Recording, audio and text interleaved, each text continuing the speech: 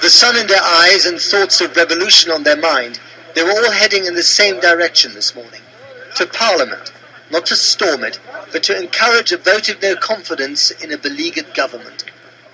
As they marched, the riot police looked on and mostly kept their distance. Gangsters out, they shout, referring to the government.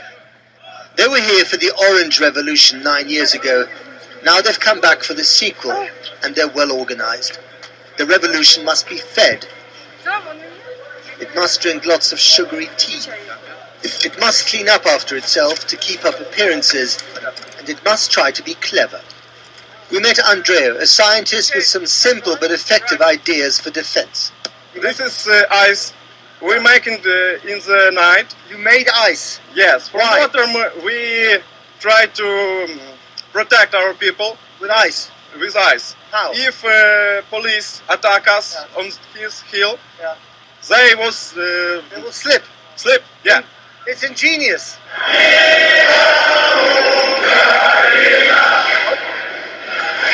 This is a civic rebellion driven by people who yearn for better, cleaner government and who'd hoped that membership of the European Union might provide it. Hence the European flag waved with rare gusto in this city. Elsewhere the EU might be maligned or mocked, but here it is seen as a lifeline, as protection against their overbearing neighbor Russia. Just ask Viktor the Cossack from western Ukraine, who's incensed by the government's decision to snub the EU. How long is he prepared to stay here in Kiev? Наскільки часу ви збираєтесь тут залишатися? Надіємося, що до перемоги. Till the victory.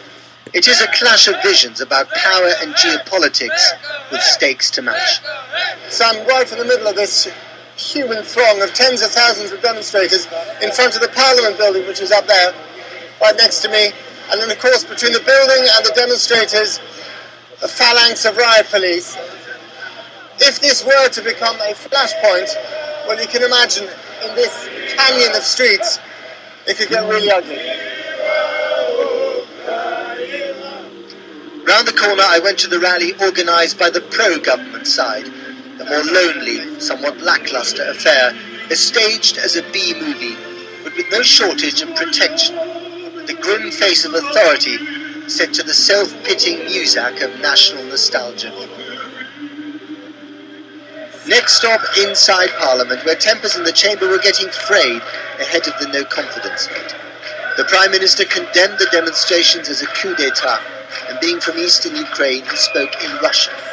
The opposition deputies didn't like it. Speak Ukrainian, they protested, for 20 minutes, while he soldiered on, unheard.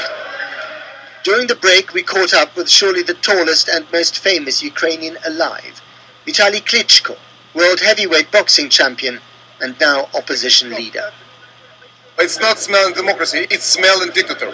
Of dictatorship. It's dictatorship. And how long will this whole thing last? And how's it going to end? We're doing everything, it's not so long. Will there be bloodshed in the streets, do you think? No, never, ever. I want to call to everyone.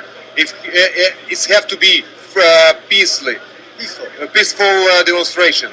No blood. But if the president doesn't resign, if the government doesn't resign, will he carry on in the streets? We will be demonstrate. We will carry on demonstrating? Yeah. But there were no knockout punches today. The government survived the no-confidence vote, perhaps because the opposition is divided and tainted by the time it spent in power.